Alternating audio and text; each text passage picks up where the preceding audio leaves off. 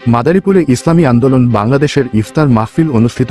মাদারীপুর জেলা প্রতিনিধি মোহাম্মদ নাজমুল শেখের প্রতিবেদনে বিস্তারিত। মাদারীপুর সদর উপজেলার শিরখারা ইউনিয়নের শ্রীন্দি বাজারে ইসলামী আন্দোলন বাংলাদেশের ইফতার ও দোয়া মাহফিল অনুষ্ঠিত। বুধবার ২৬শে মার্চ বাদ জোহরে সভা অনুষ্ঠিত হয়। প্রধান অতিথি হিসেবে উপস্থিত ছিলেন মাওলানা লোকমান হোসেন জাফরি, কেন্দ্রীয় দফতর সম্পাদক, ইসলামী আন্দোলন বাংলাদেশ। প্রধান আলোচক মুফতি আল আমিন বিএ ওহাব, সেক্রেটারি, ইসলামী আন্দোলন বাংলাদেশ মাদারীপুর জেলা।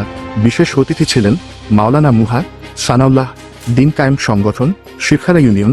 এ সময় উপস্থিত ছিলেন জনাব মোহাম্মদ জাহাঙ্গীর শেখ, সভাপতি, ইসলামী আন্দোলন বাংলাদেশ শিরখারা ইউনিয়ন শাখা, মোহাম্মদ আওয়াল মাতুব্বর, সেক্রেটারি, মাদারীপুর সদর থানা, হাফেজ মোহাম্মদ শহীদুল ইসলাম, শিরখারা ইউনিয়ন, মোহাম্মদ ইমন আহমেদ, শিরখারা ইউনিয়ন শাখা। ইসলামী আন্দোলন বাংলাদেশের ইফতার মাহফিলে আরও বিভিন্ন আলেম, উলামায়ে কেরাম এবং স্থানীয় মুসল্লিরা উপস্থিত ছিলেন।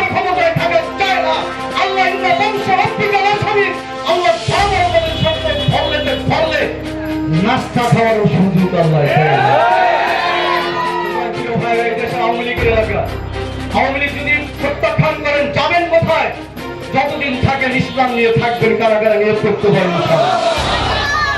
ধর্মগত দিক থেকে হিসাব করে তৎকালীন নেতৃবৃন্দ এক আওয়াজ উঠেছিল মুসলমানরা একটা রাষ্ট্র হোক।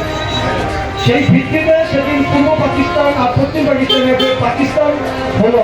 ওই পাকিস্তানের সাথে যদি পাকিস্তান এক না হতো, তাহলে আমাদের সাথে যদি ভারতের অঙ্গরাজ্যের সাথে জড়িয়ে দিত, তাহলে আদৌ কি বাংলাদেশ স্বাধীন হতো না।